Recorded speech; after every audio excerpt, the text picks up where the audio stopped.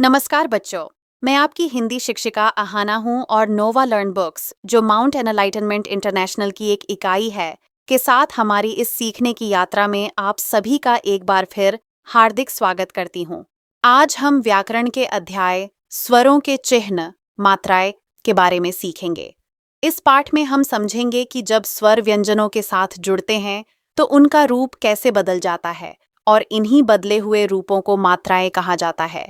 हम यह भी जानेंगे कि किस स्वर की कौन सी मात्रा होती है, कौन सी मात्रा व्यंजन के पहले, बाद, ऊपर या नीचे लगती है और अ की कोई मात्रा क्यों नहीं होती। उदाहरणों और अभ्यास के माध्यम से हम मात्राओं का सही प्रयोग करना सीखेंगे।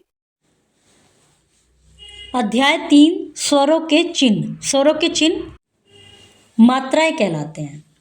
स्वर और व्यंजन में क्या अंतर है कि स्वर बिना किसी सहायता से बोले जाते हैं, व्यंजन स्वर की सहायता से बोले जाते हैं।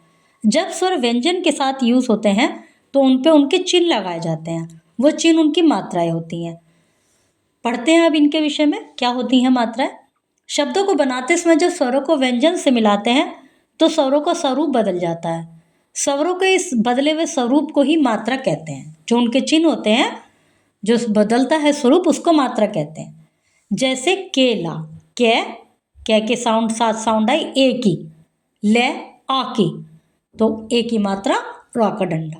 केला शब्द में स्वर ए का रूप बदलकर ये मात्रा हो गया और स्वर आ का रूप बदलकर ये आ का डंडा हो गया। स्वर और उनकी मात्राएं, सभी व्यंजनों में ए लगा होता है। सब में ए की साउंड रहती है, ए की ध्वनि रहती है और इसलिए और ए की कोई मात्रा भी नहीं होती। इसलिए सभी स्वरों की मात्राएं इस प्रकार हैं। जैसे आ, ताला, भाला, नाला। छोटी, किला, किताब, सितार। बड़ी, कील, कीचड़, मकड़ी। छोटा ऊ, गुलाब, सुबह, बुलबुल। बड़ा ऊ, भालू, चूरण, मूली। रो, नीचे ऐसे लगता है, तृण, वृक्ष, मृग। ए, जेल, नेवला, मेला। आई, थाईला, ततैया, सैनिक। ओ, मोर, ढोल, तोप।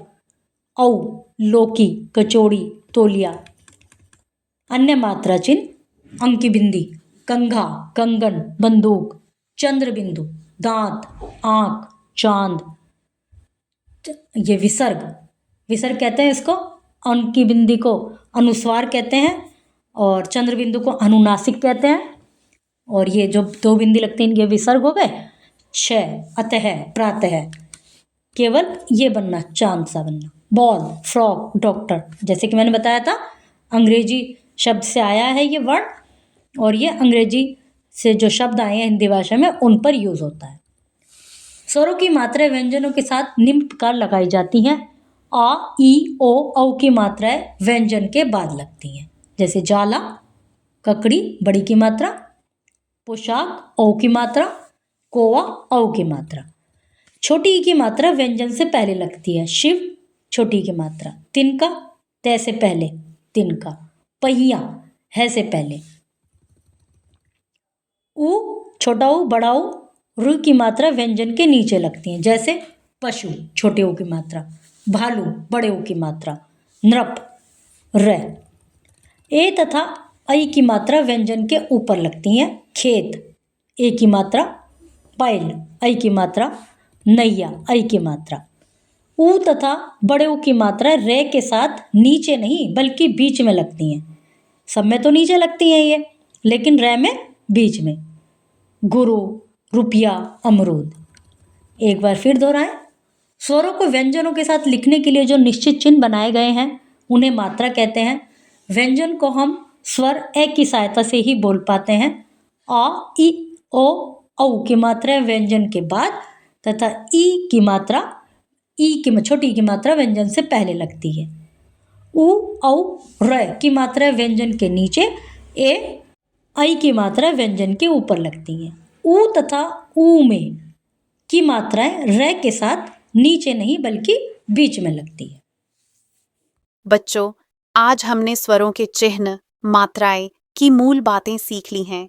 अगले पाठ में हम फिर मिलेंगे एक नए और रोचक विषय के साथ। धन्यवाद और शुभ अध्ययन।